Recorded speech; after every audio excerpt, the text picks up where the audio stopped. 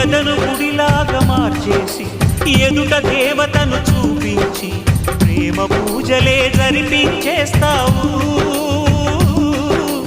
ఇంత మాయలో పడదోసేస్తావు.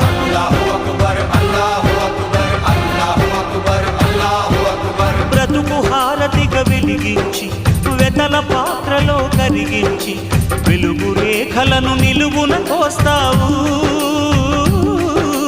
విలువ చీకటిగా మిగిలించేస్తావు.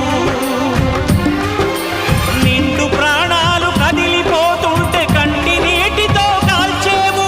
బండరాయిలా నువ్వు ఉంటావు కనుకనే బాధపడలేవు. ఈ మాయలన్నీ నీకే తెలుసని మనిషిని పట్టుకు వేధిస్తావు.